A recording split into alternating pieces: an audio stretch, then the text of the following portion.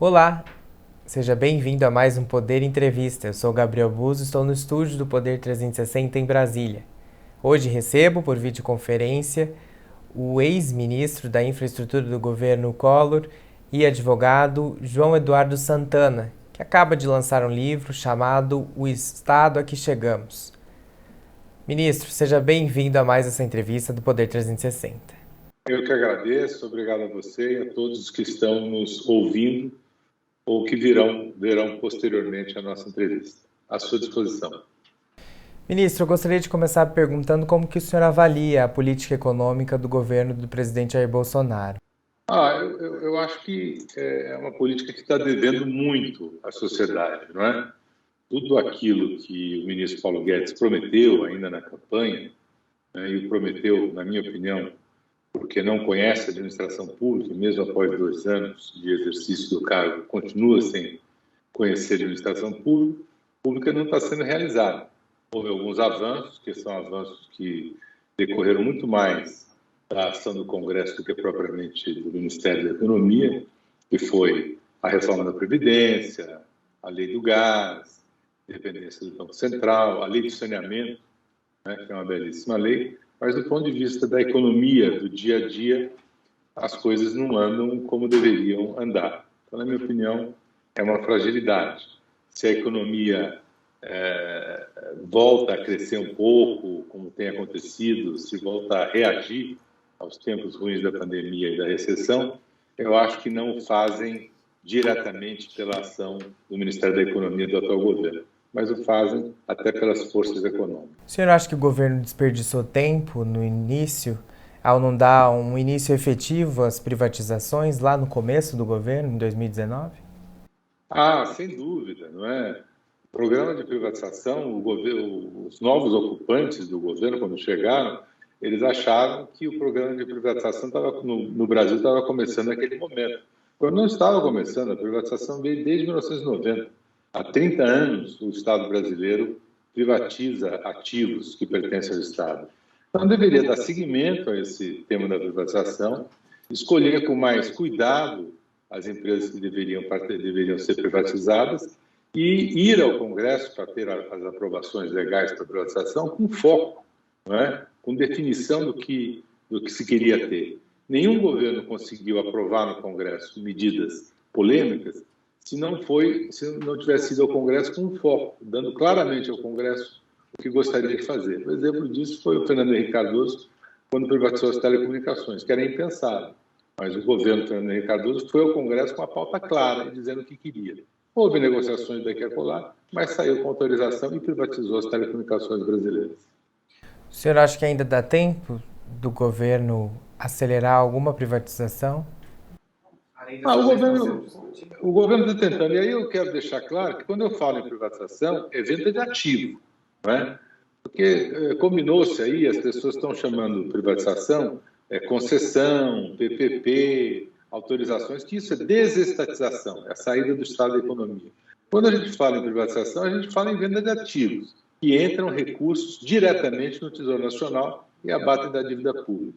Nesse sentido, acho difícil que ocorra alguma coisa importante no cenário da privatização. Pode vender aqui a colar algum ativo, mas nada significativo. E acho que a importância que estão dando à privatização dos Correios, que é a bola da vez, é uma ação equivocada do atual governo. O senhor lançou um livro recentemente chamado O Estado em que Chegamos, e eu queria saber, na sua avaliação, ministro, qual é a atual situação do Estado brasileiro hoje?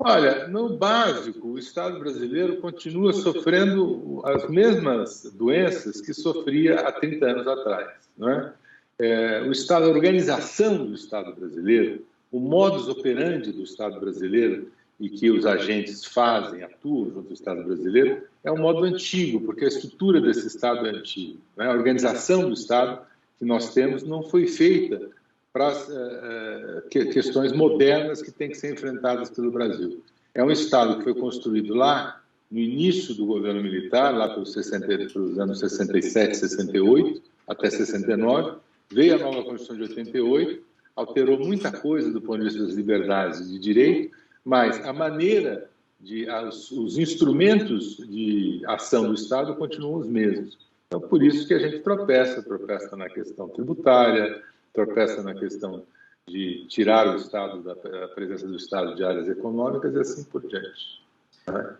Sim, o senhor fala que os governos ao longo desses anos fracassaram na tentativa de enxugar os estados. Onde foram os erros das gestões? Olha, do ponto de vista da privatização, até se avançou bastante, né? Quer dizer, nós, como eu acabei de citar aqui, começando pela Usiminas, que foi a quebra do Muro de Berlim das privatizações do Brasil lá em 1991, e chegando à privatização da Vale do Rio Doce, acho que foi um grande feito. Muita coisa ocorreu do ponto de vista da privatização. Também se avançou na questão de concessões, na questões de PPP. Mas o Estado, eu acho que ele faliu na sua reestruturação, em alguns aspectos. Primeiro, do ponto de vista da sua organização interna. Aí, quando eu digo recursos humanos, não é? Porque ninguém teve a coragem de enfrentar essa questão dos recursos humanos e permitiram que a presença da perspectiva corporativista, particularmente das categorias mais fortes do Estado, continuassem a se estruturar e a demandar da sociedade algo que a sociedade não tem condições objetivas de pagar, não é? Isso é um dado. E também, no segundo momento do que a gente chama de desestatização, não é? Houve um retorno do Estado, particularmente no governo Lula-Dilma, quando depois do Michel Temer consertou isso, quando restringiu o tempo de concessão de uma série de áreas que o Estado vinha concedendo.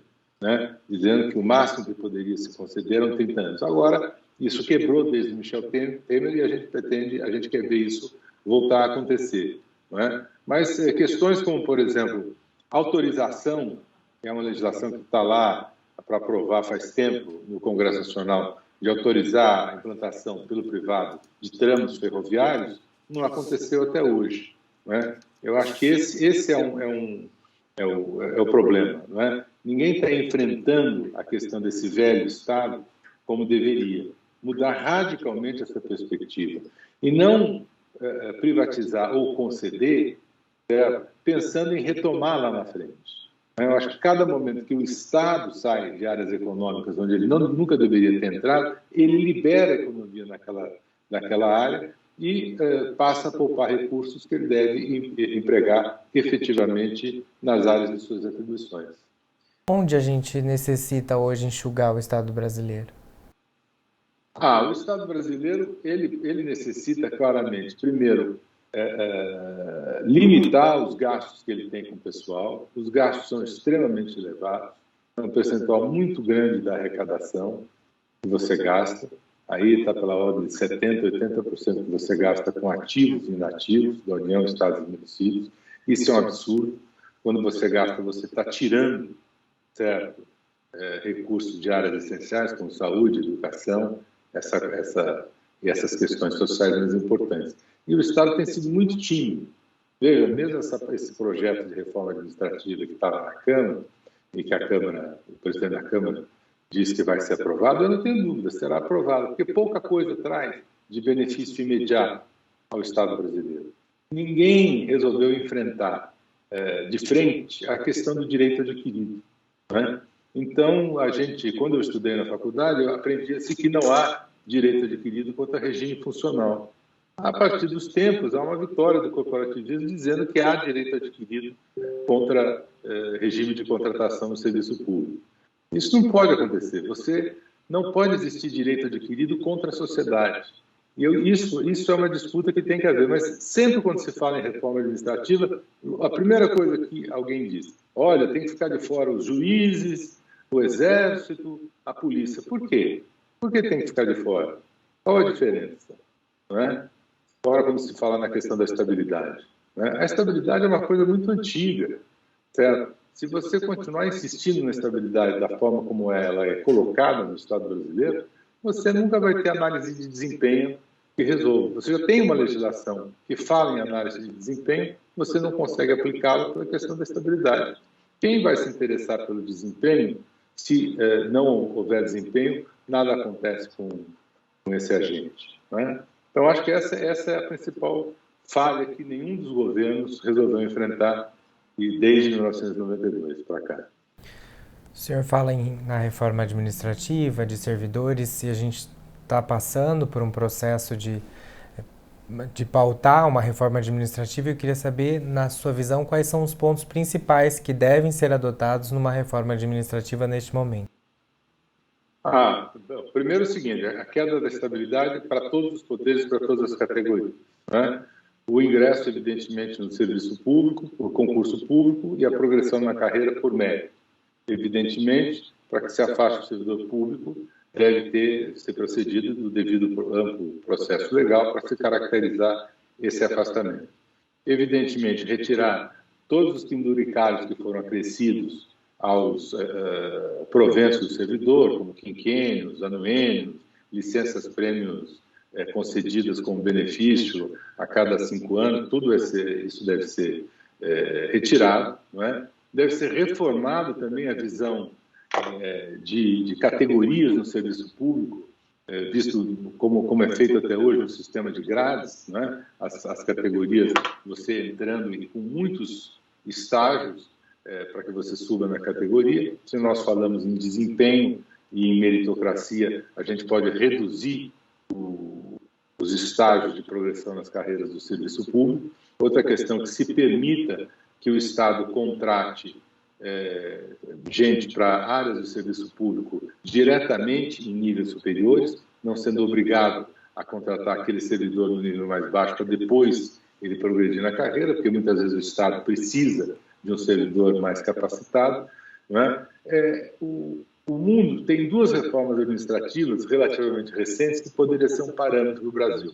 A reforma administrativa do Estado inglês e a de Portugal. São 2 boas reformas, inclui exatamente as questões de contratação pelo concurso público, a meritocracia e o vínculo da capacidade de pagamento a seus funcionários com a capacidade financeira do Tesouro Nacional, não é? O que acontece no Brasil é que é sempre assim, é uma obrigação do Estado pagar o servidor.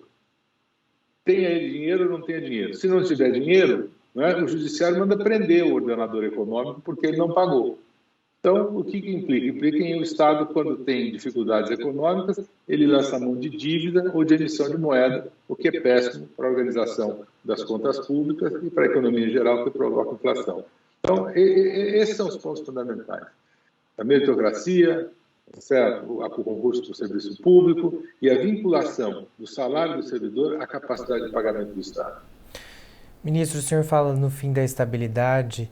E aí entra um questionamento que muita gente faz sobre a independência do servidor público e a possível interferência política no trabalho de servidores públicos que exercem, às vezes, um trabalho que precisa ser independente e longe de qualquer possível interferência. Como resolver esse ponto em específico? Olha, os Estados Unidos resolveu isso desde o século XIX, né? O Civil Service Act, que é a legislação que basicamente norteia, quer dizer, a legislação que norteia o serviço público federal nos Estados Unidos e orienta a organização do serviço público nos estados, membros da federação, não fala uma vez em estabilidade. E nunca nenhum servidor público deixou de ter independência para executar a sua tarefa, né? Isso, a estabilidade por si só não dá independência a ninguém. O que dá independência a ninguém é a transparência da ação pública para o servidor. Seja, como eu já disse várias vezes, pelo ingresso pelo concurso público, seja a progressão pela meritocracia, e o afastamento desse servidor público só pode se dar por processo ou devido processo legal, o direito de ampla defesa para que isso ocorra, né? A estabilidade é um fato equivocado da legislação brasileira, da visão jurídica do Estado no Brasil, né? E não é ela que garante a independência do serviço público. O que garante a independência do serviço público é a transparência, né? Veja você quantos e quantos fatos últimos que nós tivemos de denúncia, de desvios, de corrupção em vários setores do serviço público, onde tiveram envolvido servidores públicos estáveis, servidores públicos que entraram para o concurso público, e nada impediu que esses servidores praticassem delitos de corrupção, de peculato e outros. Então, não é por aí, pela estabilidade, mas é pela transparência. Ministro, no seu livro o senhor defende que a percepção sobre o liberalismo precisa ser mudado perante a sociedade, principalmente no aspecto social. Como que a gente pode fazer isso? Eu acho que a gente tem que tentar retomar um pouco a concepção do liberalismo mais antiga, né? Porque o guarda-chuva do liberalismo, com o passar do tempo, começou a abrigar muita gente, e muita gente em demasia, porque passou a dizer o seguinte: o liberal é aquele que é contra a presença do Estado na economia. É muito simplista isso, não é? O liberal é aquele que aceita a presença do outro, da minoria ou da maioria. O liberal é aquele que prega a tolerância, não é? Que aceita que você, mesmo sendo contrário às minhas ideias, pode expô-las, e eu defenderei até a morte o direito de você fazer isso. Você não pode ser um liberal de manhã, pregando a ausência do Estado da economia, depois de à tarde na porta do SESC para impedir a Judith Butler de participar de um colóquio filosófico. Isso não é liberal. Isso é gente nem conservadora, é gente reacionária. Eu acho que a gente deve olhar o liberalismo com mais cuidado. O verdadeiro liberal, ele é um liberal integral em todas as suas ações. Mesmo que ele não aceite algumas liberalidades do ponto de vista pessoal, do ponto de vista da família, do ponto de vista do homem, ele aceita o direito do outro professá-lo. Não é? Como é que pode ser liberal alguém que não entende a questão da teoria do dano? Não é? Então, decantada e resolvida já em todas as nações civilizadas, aonde você pode e deve obrigar alguém a tomar vacina, certo? Porque se ele não tomar vacina, ele vai causar dano a outrem, à sociedade. Então, o direito dele individual é submetido à questão da sociedade, da maioria, não é? Todos os direitos do homem têm limitação. Até mesmo o direito à vida enfrenta limitação, porque você não pode matar um terceiro para, por exemplo, pegar o órgão dele para salvar a sua vida. Há limitações nos direitos, mesmo os direitos naturais. Eu acho que é isso que as pessoas devem compreender como liberalismo. E, ministro, por que na sua avaliação o Brasil não consegue caminhar a passos largos rumo às privatizações e ao enxugamento do Estado? Eu acho que é pelo vínculo que nós temos, a sociedade tem, com o Estado. Quer dizer, todos nós, ou grande parte das pessoas, isso estão nas carreiras de Estado, estão nos políticos, estão mesmo no dia a dia das pessoas, tem uma visão fazendária. A gente se acostumou a achar que o Estado é que vai resolver nossos problemas, quando não é assim. Não é o investimento do Estado, simplesmente, que vai fazer com que o Brasil cresça. O que faz a economia crescer são as novas ideias, são as ideias criativas.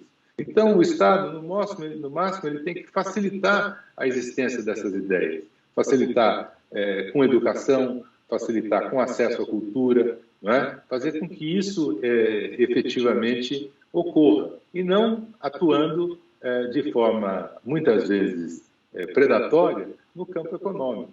Não é? Por que nós temos até hoje, veja isso, até hoje nós temos uma Petrobras, uma empresa na área de petróleo que, se ela não tiver a capacidade de se autorreformar, e na mão do Estado ela não vai fazer isso, ela valerá cada vez menos para a sociedade brasileira, que é o que está acontecendo com outras empresas que não conseguiram se modernizar. Não é? Então, hoje, ela já perdeu praticamente o seu braço petroquímico, certo? E ela já vale menos. Como ela está perdendo outras áreas que o pessoal diz que não é importante, que o importante é ela ficar na produção de petróleo, certo? Ela deixa de ser uma indústria complexa com capacidade de competir com outras indústrias no mundo. E vai valer menos para o Estado, além do fato de que os hidrocarbonetos, o combustível fóssil, está ficando cada vez menos importante também nas economias modernas. A gente falou aqui da reforma administrativa, mas a gente tem outra reforma em discussão no Congresso Nacional, que é a tributária. Como que o senhor vê essa reforma? Muito ruim, não é? Ela está andando para trás cada vez. Olha, se você... Os projetos que você tinha, que não eram projetos perfeitos, certo? Mas o projeto do Bernardo Api, mesmo o projeto do Marco Cintra, no início do governo, que conversava com o Bernardo Api, eram projetos muito melhores do que acaba ocorrendo. Por quê?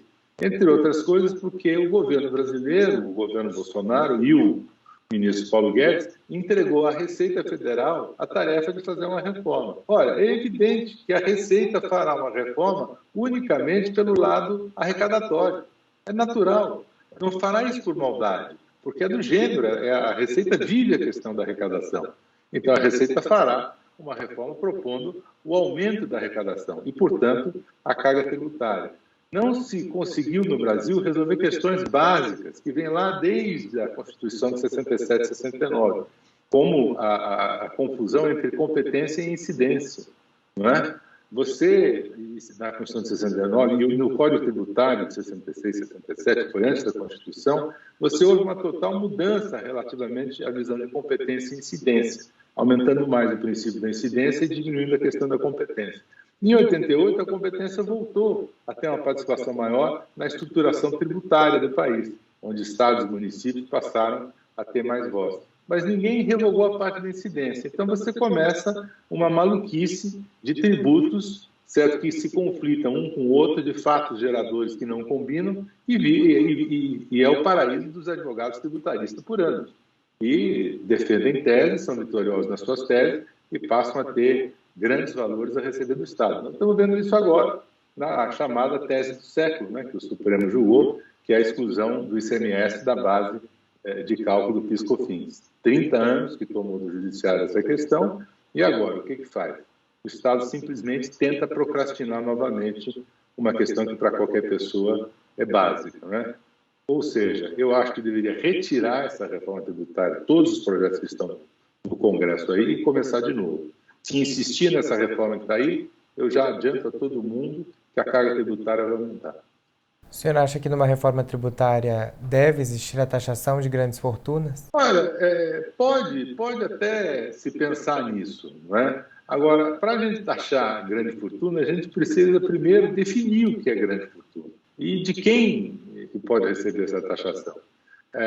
Em vários países do mundo, certo, as fortunas ou o amealhamento de grandes fortunas por famílias ou por pessoas recebem taxação bastante alta, por exemplo, quando o titular desse bem ele vem a falecer e os seus herdeiros têm um grande percentual de tributos que eles têm que pagar. Não é? É esse o caminho que a gente vai seguir? Pode ser, mas o fato principal numa reforma tributária do Brasil, antes de chegarmos, se vamos resolver a tributar grande fortuna ou não, primeiro transformar os impostos de maneira mais progressiva e menos regressiva, taxar muito mais o consumo do que o capital produtivo, definir claramente a questão de incidência e competência, não é?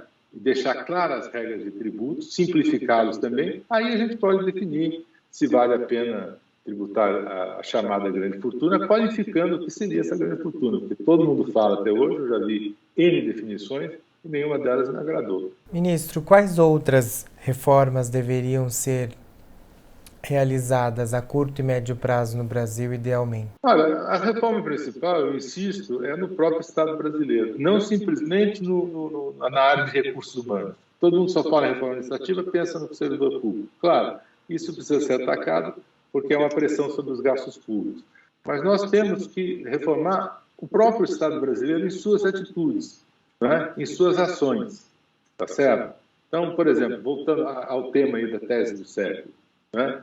Por que as nossas procuradorias jurídicas, elas trabalham e continuam trabalhando não é de agora, nos últimos 200 anos no Brasil, a ação jurídica do Estado é de procrastinar certas suas obrigações, não de afirmar suas obrigações. Nós temos que ter uma mudança nessa questão. Nessa tese do século, que é óbvio, quando a gente olha isso e fala, bom, usaram um tributo como fato gerador para outro tributo, ou contribuiu na organização do novo tributo. Todo mundo fala, é um absurdo, não podia ter isso acontecido. Porque lá atrás, há 30 anos, certo, os órgãos jurídicos do Estado não orientaram a área arrecadatória para que calculasse corretamente o tributo. Mas foi procrastinando, foi indo, foi tomando. Agora mesmo, o Supremo toma uma decisão, o Supremo modula a decisão e a PGFN fica correndo atrás de um monte de ardis processuais para procrastinar a obrigação. Isso vai deixar lá na frente mais um custo para o Estado. Então, essa maneira do Estado atuar nos seus vários braços é que tem que mudar, né? A sociedade tem que tomar mais conta disso aí. É aquela história. Por que você, o particular, quando vai enfrentar o Estado, e ele enfrenta o Estado com uma capacidade intelectual e de experiência muito maior que o seu advogado que ele contrata, né? O Estado tem o dobro do tempo para falar no processo do que o particular. Por que essa prevalência do Estado? Se você conta isso para um americano, para um inglês, ele não entende, ele pede depois por que isso acontece, você não consegue explicar. Então, essas raízes desse Estado, mãe de todos, desse Estado que toma conta de tudo e que deve ser protegido antes da sociedade, é que tem que ser mudado. A sociedade é que tem que comandar o Estado. Se a gente não partir para esse aspecto, com essas reformas de critérios, de organização, nós não chegaremos a bom termo. Ministro, eu agradeço a sua presença nessa entrevista, agradeço seus esclarecimentos. Olha, eu que agradeço, fico à disposição. Muito obrigado. Agradeço a você que nos acompanhou até agora. Não se esqueça de deixar seu joinha aqui embaixo, se você gostou desse vídeo, e se inscrever no nosso canal. Sou Gabriel Bus e até a próxima.